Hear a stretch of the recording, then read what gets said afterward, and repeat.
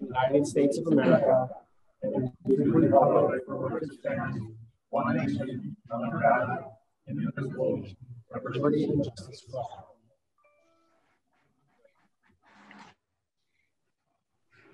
As you notice, we're doing things a little bit different. They had a committee meeting, and along with a couple attorneys, we're trying to stay within the our illustrious governor's guidelines. Also, after you're done eating, please mask up. We're supposed to be saying that every meeting now. So at this point, would you please join me in reciting the Rotary four-way test? Of the things we think, say, or do, is it the truth? Is it fair to all concerned? Will it build goodwill and better friendships? Will it be all concerned. Mr. David Erdley, would you please come on up and give us our invitation? As we take time for prayer, we take time to celebrate the life of Mel Gay and just offer a moment of silence as we appreciate his time, his leadership in Rotary, in our community, and just prayers for his family and friends and for us in the community as we grieve his passing.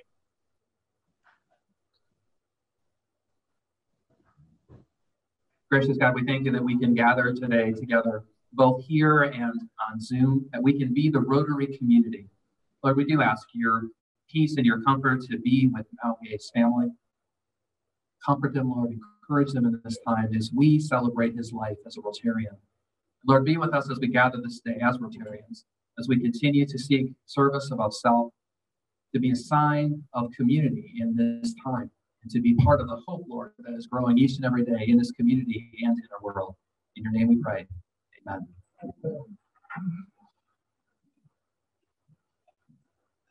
With the mask, I know everybody does agree with that. I'm one of them, but we have people that are at risk that definitely aren't here. Some of them are Zooming, and I would like for them to join us live. Yes, if you're on Zoom, please enter into the Zoom chat so that Stuart Signature can get some information to you. Jeff, would you like to come and introduce our guests? Good afternoon and welcome to the greatest club on earth. We have two guests on Zoom, Peter Trump and Brandon Birch. Peter Trump and Brandon Birch on Zoom. Welcome. Welcome one and all to Rochester. Mr. Stu, who was a 15th person to get their temperature taken? That was Tommy Two-Tone. Tommy Two-Tone.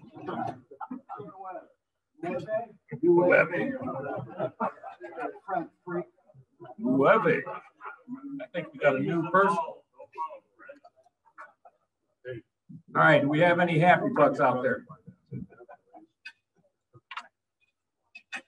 You don't have to bring your mic out. Well, we got some people that can hear it. The only way they can hear it is through the mic. So I wanted to give a happy /sad. I had the chance of knowing this man when we were doing the basketball stuff at OU. And I didn't really know him before we did that.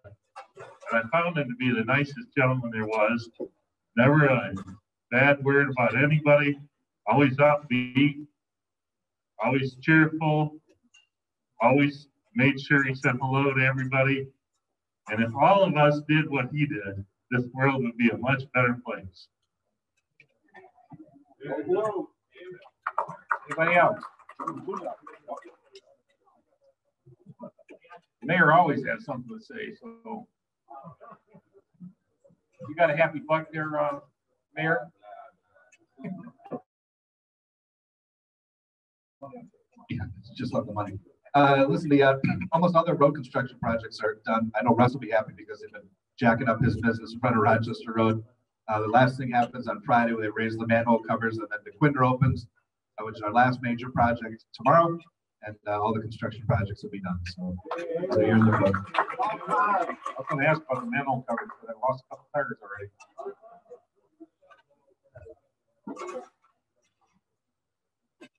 Don't tell me you're gonna talk about the Lions again.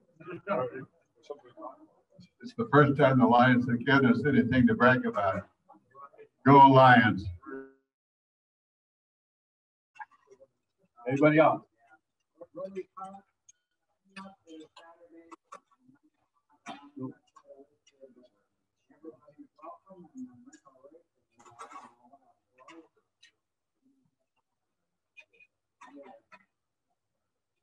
Already just mentioned that the Rotary Park is this Saturday, 9 o'clock, bring a rake. And one thing we forgot, our song. So what are we singing, folks? We're gonna sing American Beautiful.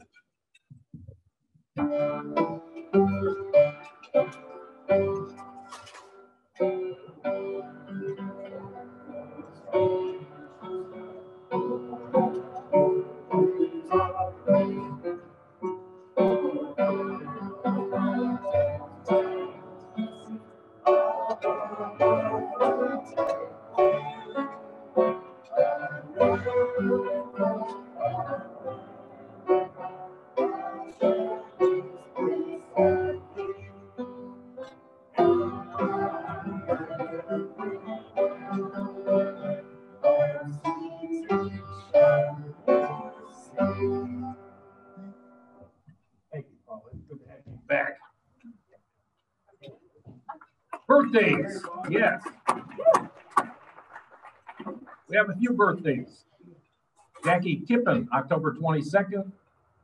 Jay Eastman, October 23rd. Linda. What is that? What is that?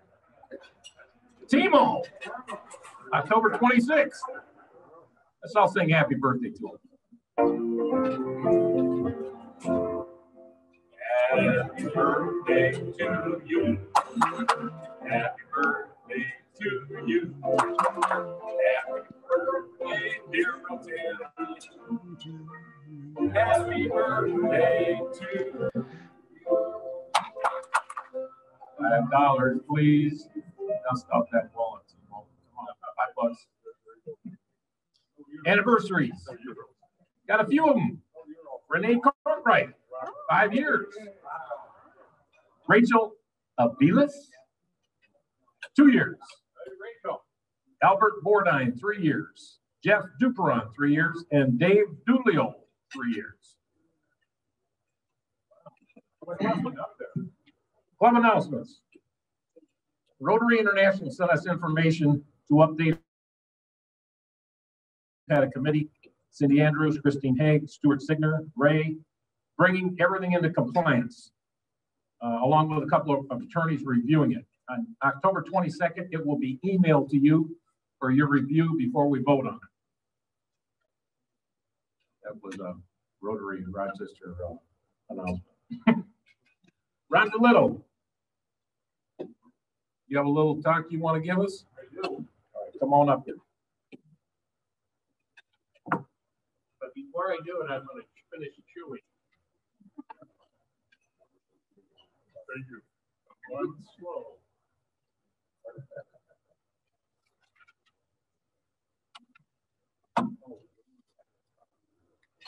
Rotary International recognizes and celebrates polio eradication efforts each October and recognizes World Polio Eradication Day on the 24th of October, which is the birthday of Jonas Salk, the inventor of the polio vaccine.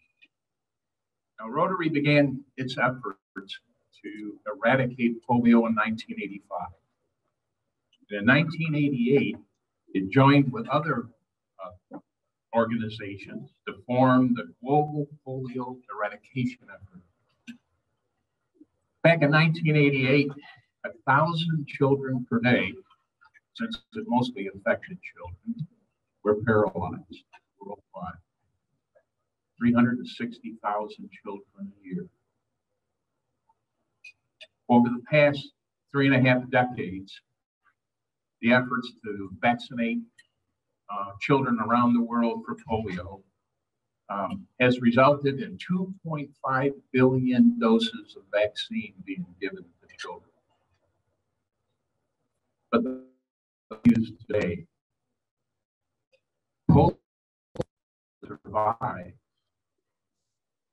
and at the moment exist in 2 countries, while Afghanistan and Pakistan.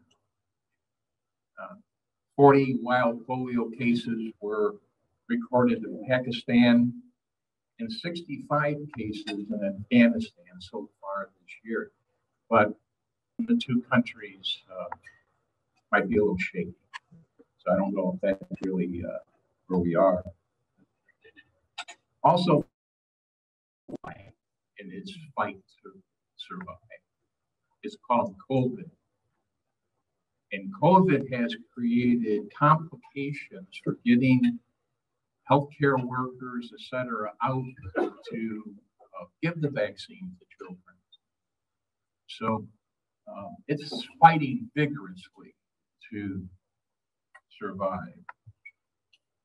Rotary International has pledged $50 million to the eradication fight this year.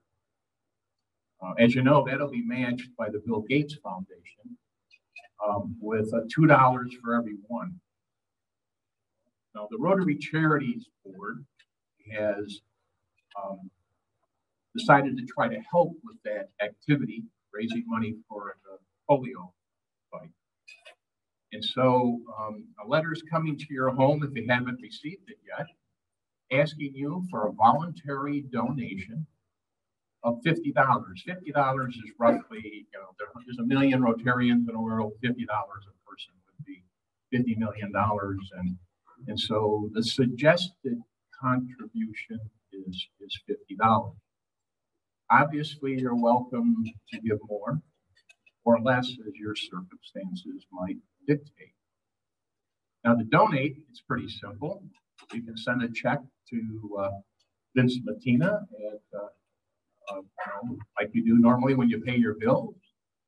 You can give me a check and I'll make sure it gets to Vince Matina, deposited in the account.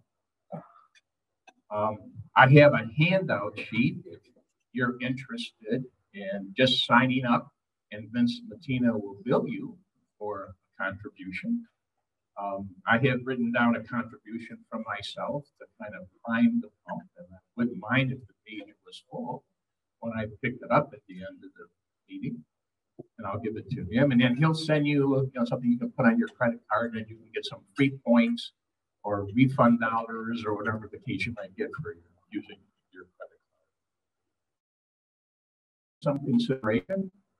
There isn't a way for us to do a fundraiser. I mean, we can't have a pizza party or this or that, et cetera. It's just too complicated to have a fundraiser like this. So if you see it in your heart to donate, please do. Thank you very much.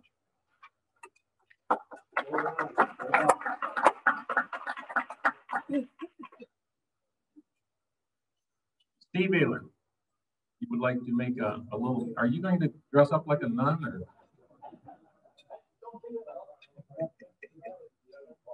He's going to talk about our poinsettias, which is kicking off today.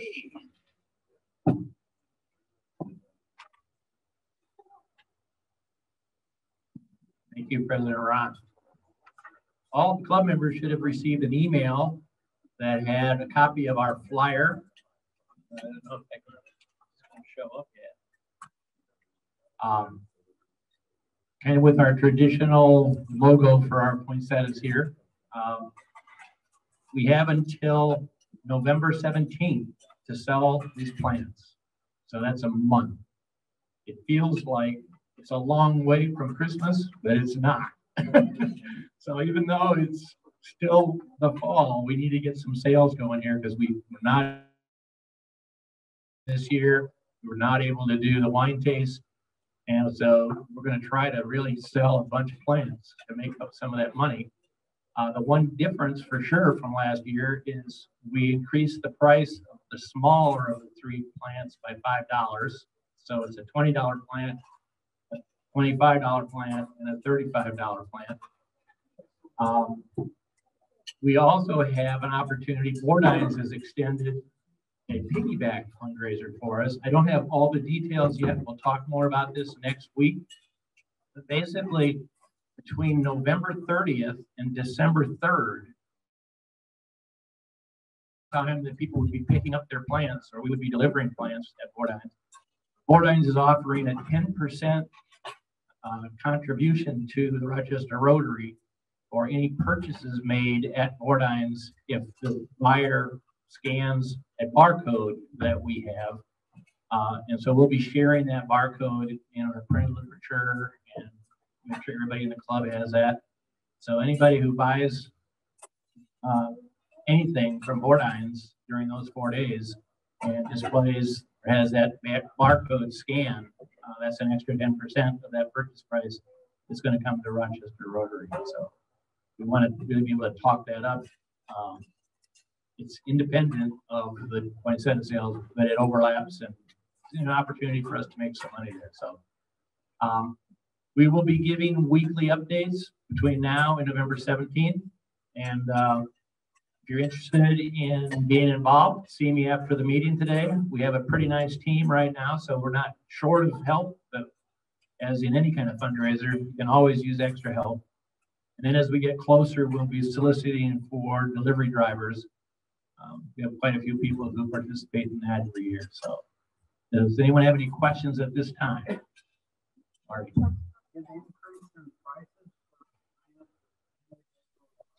John, can you hear me?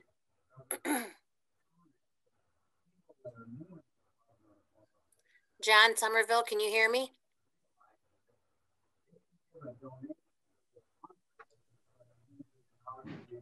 He's sitting next to his computer, Christine, but I don't think that he's. I have a question. How do I get it to him, to Steve? Right.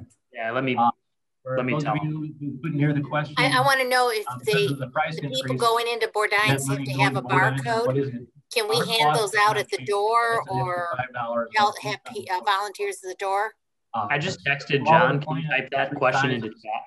Make up about 1,000 plants, and we sell about 2,000. So that's $5,000. So let's get out there and sell the smaller plants.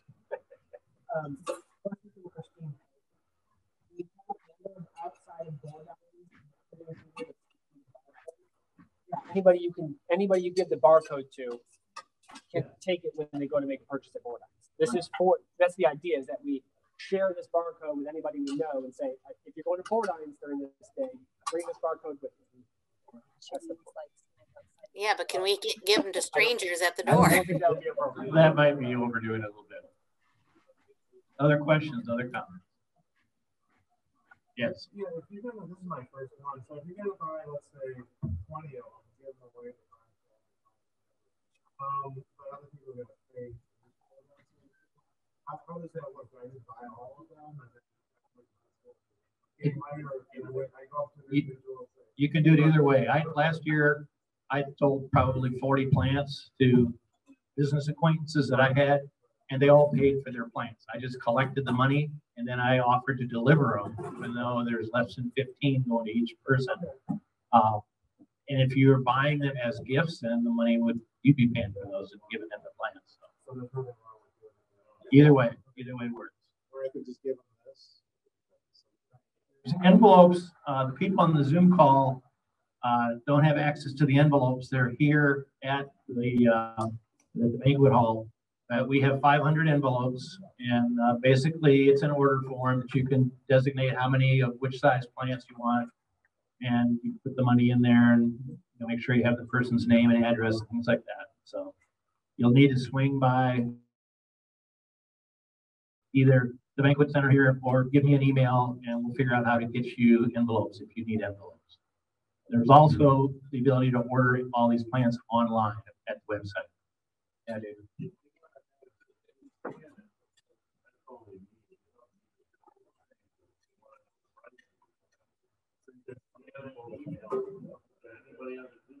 Right. Well, then everybody was given the flyer. So the pricing and everything and the dates, all the critical information is on the flyer. Everybody has a flyer. Right. Yes, every Rotarian received an email that has the flyer. We'll send it. Yes. If people have ordered 15 or more, or if you as the seller have offered to deliver the plants, those get picked up at Bordine's, and we'll explain how that whole process works as we get closer, because I forget between now and then. And then if people are coming in directly to pick up their plants at Bordine's, they would come in on the 3rd between 8 and noon. Okay. Thank you, everybody.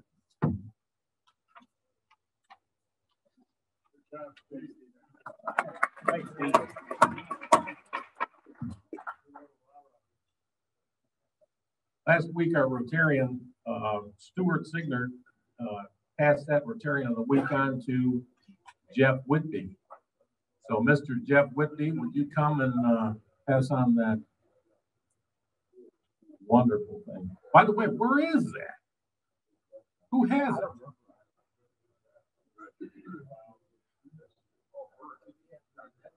Roger Bird still has it?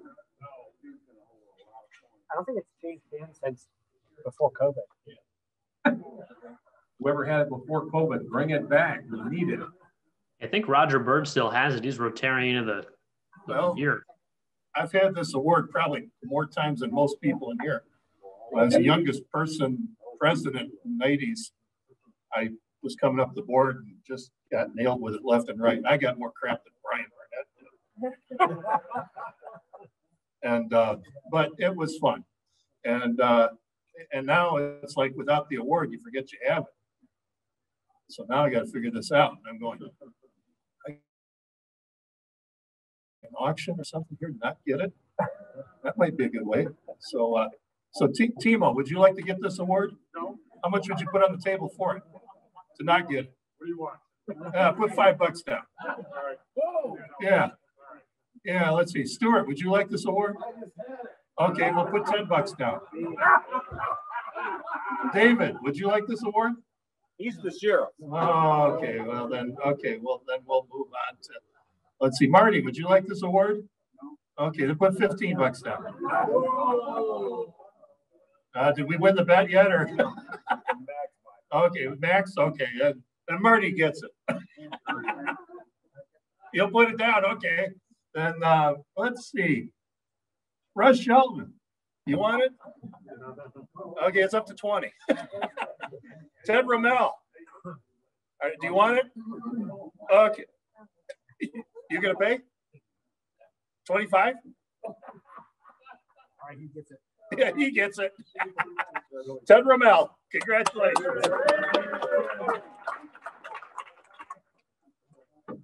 was getting scared. I felt like I was being shut down.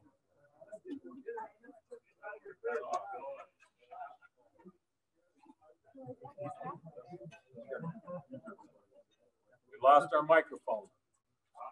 Probably the battery. Next up, Sheriff. Everybody give a warm welcome to David Blair.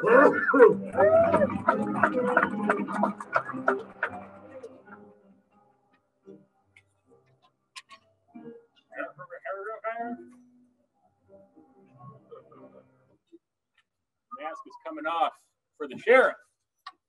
But if it's off any of you, it's a $5 fine. Or we're coming around with masking tape to keep it on you. I'm just going to pause while the Zoom guests finish laughing at that.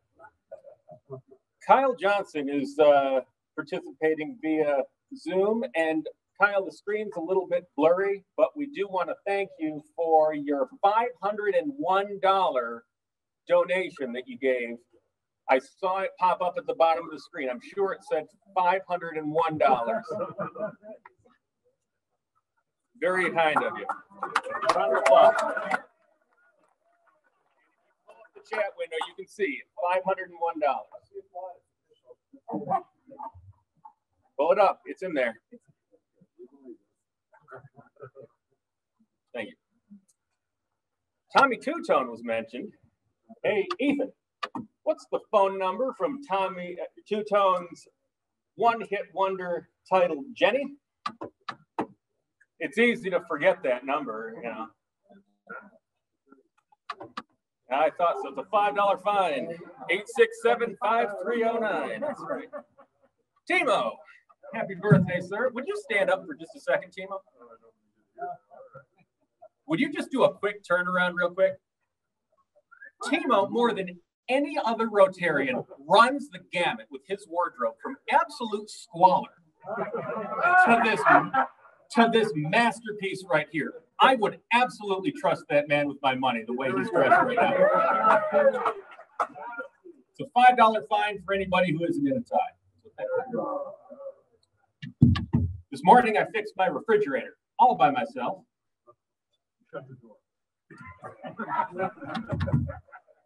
I like fixing things. It's a challenge. So if you like to fix things yourself, pay $1. If you call it an ice box, though, not a refrigerator, that's a $5 fine. If you have carryout in your fridge right now and you can't immediately tell me what day it's from, that's a $5 fine. If you have a beer fridge in the garage for overflow, that's a $5 fine. If you leave the door open while you prepare your food, let all the cold air out of the fridge, that's a $5 fine as well.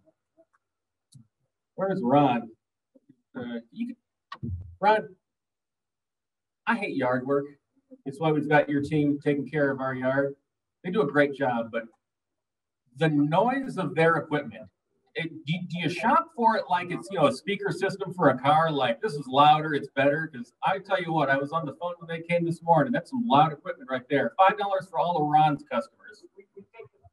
The muffler comes off? Yeah. That's how you know it's powerful. Yeah. Yeah. Hey, Renee. You know what really grinds my gears? When my wife leaves me with no gas in the car. It's a $5 fine for you. I don't know why, but $5. You know, you ever post or say something and then you look back and you're like, wow, really shouldn't have done that because I didn't think about the ramifications. It happens to Rotary sheriffs a lot. But I posted a picture of a series of pictures about a closet renovation that I did, and you wouldn't believe how upset people are at me because now they're expecting, you know, their boyfriends, husbands, or whatever to do it. So if you've ever said or posted something and you wish you didn't, it's a $5 fine right there. Anybody get a haircut recently? My wife got a haircut, drove an hour to get it, and spent over $100 having it done. So if you've done either of those things, it's a $5 fine. She looks great, though. Looks really good. It's worth it. I mean, I love her, right? I mean, absolutely, totally worth it. But if you're not wearing your natural color right now, that's a $5 fine. If you've got the handsome hairline like I do, it's a $5 fine. If you cut your own hair, it's a $5 fine. And I'm scanning the room. I don't see any toupees, but that's a $5 fine as well. It's a $5 rug fee. Let's talk for just a minute about, you know, the Rotary Sheriff. It is a very, very hard job, isn't it, Brian? Very, very hard job. The late nights, all the extensive training, the specialized equipment. Everybody needs to respect the sheriffs, but, you know, we need to help each other, right? So, Brian, are you sheriff next week? Yeah. Normally, this is about the time where I go into what's being handed out at the Rotarians' homes for Halloween to trick-or-treaters, and what are all the Rotarians dressing up as for Halloween? But I am going to let that go and leave it for the next sheriff because I respect them. All right? It's a $5 fine for everybody because those would have been really good. Speaking of the challenges for the Rotary Sheriff, you know, it's really, really easy to find the Rotarian men. It's really easy. You've got members like Phil Lohman, and the jokes pretty much write themselves, but it's much harder to find the women. But I may have cracked this one. I had to run my wife's purse out to her the other day, and I had to look inside. If you have receipts more than 2 months old in your purse right now, it's a $5 fine. If there are ticket stubs from concerts, movies that are more than a year old, $5 fine. Valet tickets, $5 fine. a smashed up granola bar, crackers, snacks, something that nobody would ever eat ever, $5 fine. More than 4 pieces of makeup, $5 fine. I sure hope there's $5 in there though, because that's the fee for all Rotarians to pay. This money goes to charity. It supports all the programs that the club puts on. It's really important that everybody it's $5 in the comments and hits enter so it shows up and you can get charged. It's great stuff that the club does with this money. So reach down deep. $5 is the fine. My name's Dave. Thank you so much.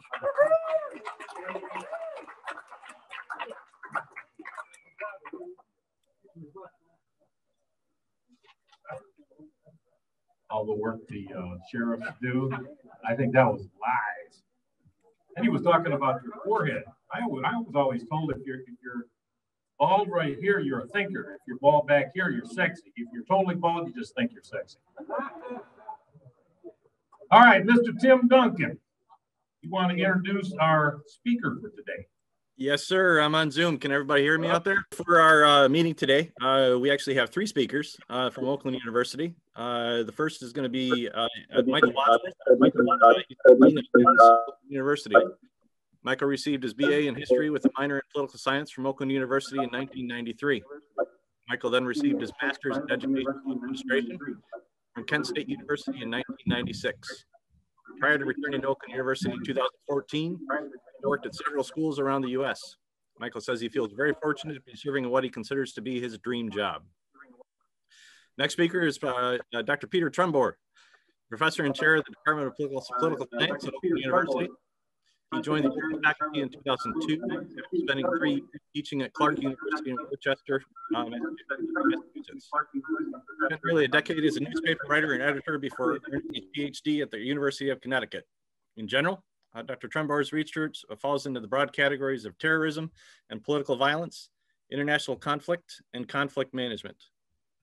Okay, all right, and then our final speaker is going to be Brandon Burge. He's a senior majoring in electrical engineering with a focus in power systems at Oakland University.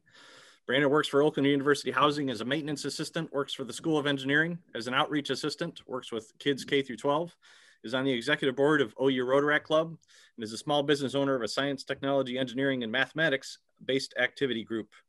Please welcome me and please join me in welcoming our 3 speakers today. So thanks very much. I was brought in, to talk about how COVID policies have been, affecting campus, and my perspective is from the students' perspective. So I have multiple perspectives in that regard as well. As someone who lives on housing, it's definitely been a strain for students living on housing because we're trying to keep everybody safe. You can't really travel between dorms, and you can't really have guests over. So like if you wanted to bring your parents over or something like that, it's really hindered. So there's a lot of social isolation because campus is also, which usually has a whole bunch of people socializing, meeting up with club groups and stuff like that. It's just very, very reduced and things of that nature. In terms of being part of student organizations, it's quite the challenge. For example, for Rotary Act, all of our meetings are online just because it's easier for our members, it's safer for our members, that we feel, and that it's also cheaper for us to do this. So usually to draw people in, we've had to bribe people with food, but with foot traffic on campus being little, I mean, we don't really need that draw. So we've been able to save money in that regard, and we're able to adapt by bringing our reach to more members who are able to come. But from what I've heard from other organizations, student organizations, membership is just extremely low, especially for like the in-person kind of clubs, such as like the German club or the intramural sports teams and stuff like that. So there's a strain for those people for the student organization as well. And then in terms of on-campus workers, I have 2 jobs. Well, I'm pretty much all but fired from my job of working with students because schools aren't able to come to campus because there's a lot of factors with kids. I mean, kids aren't cleanest things in the world. So that portion, I pretty much all but lost my job there. And in terms of maintenance, in terms of housing maintenance, I was tasked with over the summer of bringing in sanitation devices, assembling sanitation equipment and stuff like that, setting up or blocking off furniture to meet with social guidelines and basically enacting policies that the state dictated that Oakland has to follow. So like I assembled over 100 sanitizing stations and delivered them. I had to keep track of inventory, stuff like that. So I'm under more strict, I have to do more work, but also I'm more restricted in my where I used to have ease and access of being able to go where I need to go as maintenance. I have to now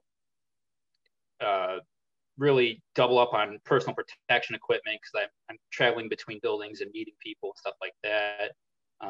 A lot of students also, like there's more physical barriers for, say you're working a front desk or something like that. So that there's this divide, and so it takes a toll on students, not just like, you know, physically, but also like socially and emotionally, because it feels like you're putting up this barrier. But I mean, we're adapting. I mean, we don't want to treat this as the new normal. This is not something we want to get used to. We have to for the time being until things settle down. But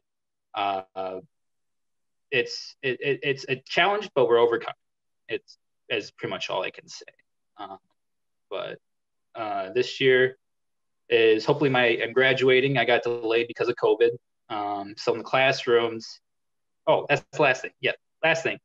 So in terms of classes for students, it's rough because the usage of the internet is very unpredictable at times. Like there'll be times I'm in the middle of a class and my internet drops, or the professor's internet drops. So there's this strain on the current telecommunication infrastructure that's also limiting our ability to also learn.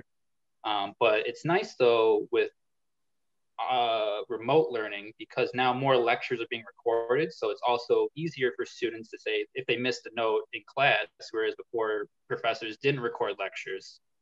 The students now have that option to review the video of what the professor is teaching. So there's pros and cons to remote learning. For me, an engineer, I need hands-on activities and being able to interact with other group members, and it's more difficult.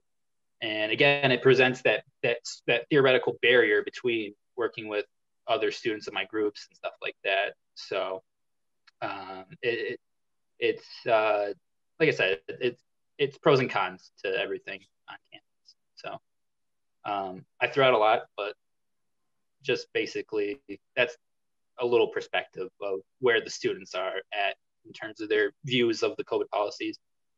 There's a lot of frustration, but a lot of people understand, and a lot of people do have loved ones who have been sick or who know of loved ones who have died from COVID. So there is this understanding from us, and that's all for me.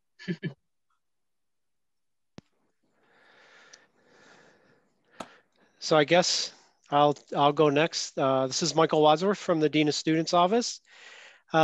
And I would say, you know, I'll echo some of the things that Brandon just talked about. You know, I really feel for the students. You know, not sure what, I think often, you know, what would this have been like when I was a student, right? When we didn't have a lot of the online opportunities, but the whole socialization aspect that Brandon talks about, you know, that's why I lived on campus. Was one of the greatest things about being a student here, was that socialization aspect and getting to know people and meet people. And that's got to be very challenging right now.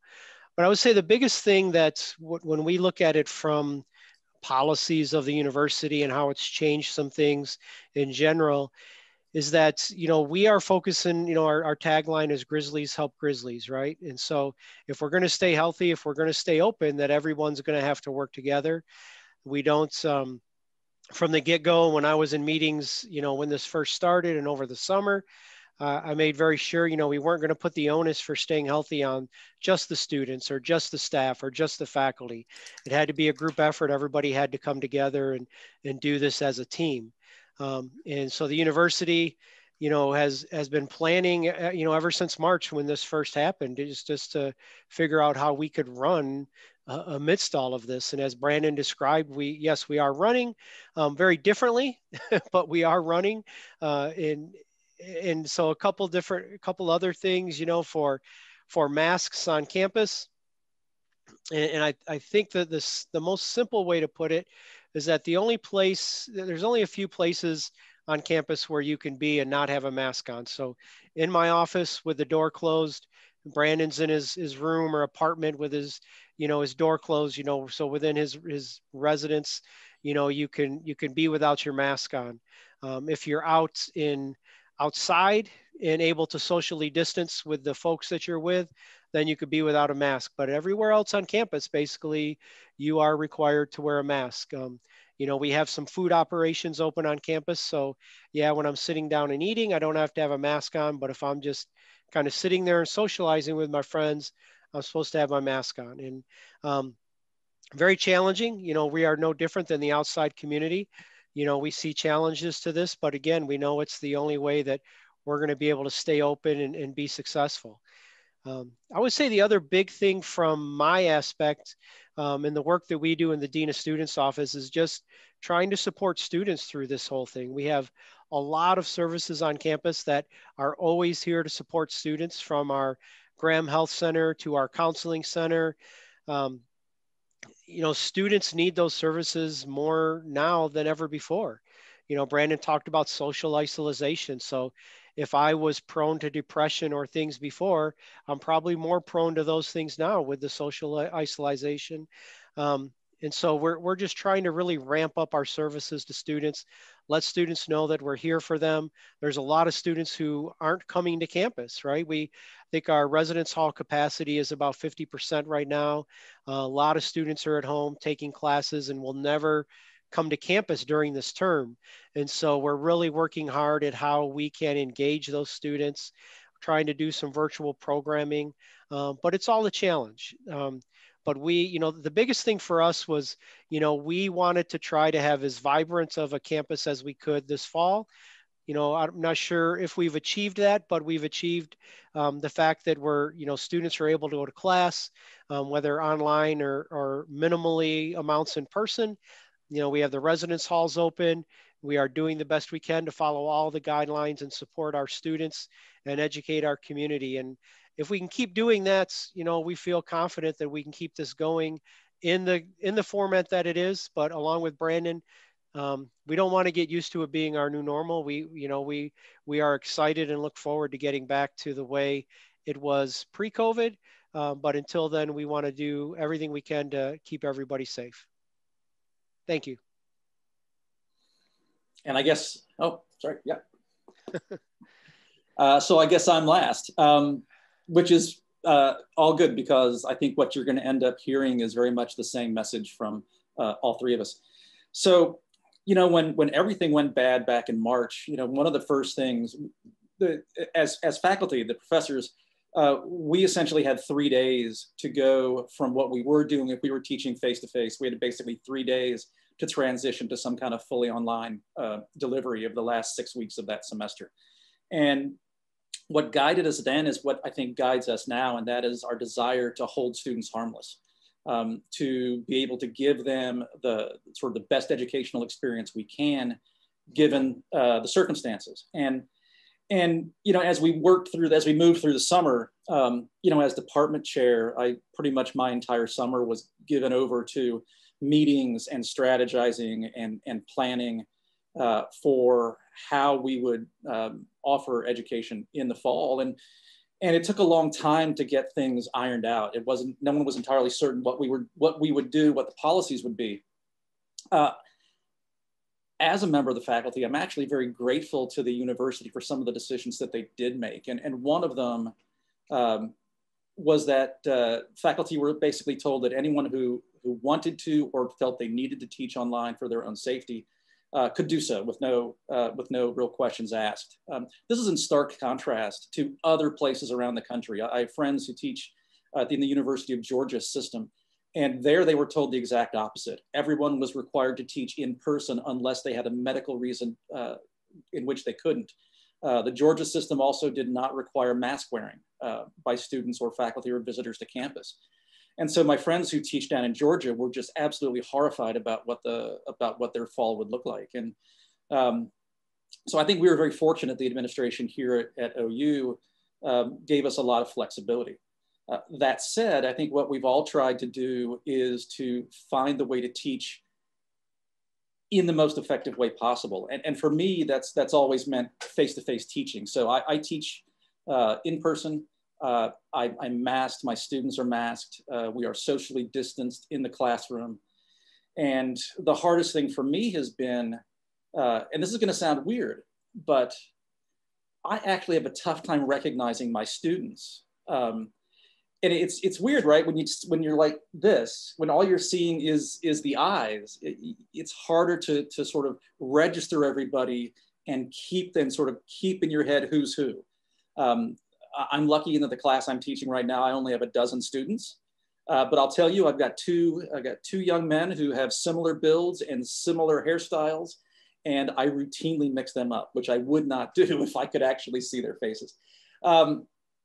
Other things are complicated as well. Brandon talked about this. Our student organizations just can't meet the way they're used to.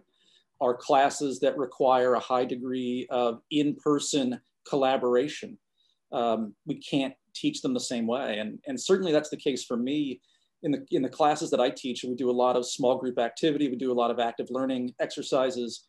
And we just can't do those because we can't really allow the students to get within 6 feet of each other for an extended period of time. It changes the way that I lecture. My habit is to walk around the classroom and to walk up and stand in front of students and engage them in more of a conversation. And I can't do that. I've got to restrict myself to the front portion of the classroom where I can be sure of being 6 feet away from everybody. I chose to teach face-to-face because that's what I know how to do, and that's how I know how to be effective. So it was important to me that that was still an option for us. And certainly their students wanted that option. And as a department, we were committed to offering as wide an array of options for our students as possible. So the vast majority of the classes in my department are fully online. But there were options at every level for students who wanted to have an in-person experience. Looking forward to the winter semester, we're planning to do the same thing, which is unfortunate, right? But my plan is I'm still scheduled to teach face-to-face in the winter. Most of my colleagues will be teaching remotely. They'll be teaching in some form of online delivery. And we're all gonna try to, to make the best of it. It is complicated things. Nobody wants this to be the way that we move forward. Nobody wants to see Oakland become University of Phoenix online only kind of, educational model. And we're all just doing the best that we can. But what Brandon and Michael said is right. It's socially isolating. I'm here in my office with my door closed. The door between my office and my secretary's office is closed. There's nobody in the hallways. There's nobody on campus. It's the rare day, and I'm here 3 or 4 days a week, and it's rare when I see more than 2 other people in a 6 or 7 or 8 hour day on campus. So, except unless I'm teaching. So I guess I'll leave it with that. Thanks for having us. Let's give them a round of applause for the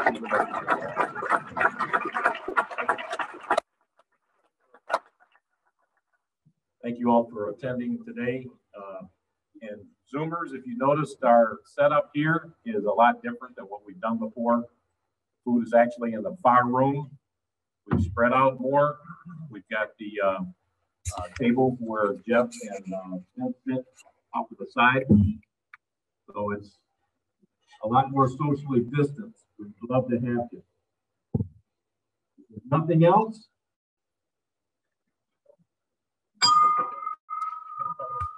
Meeting adjourned.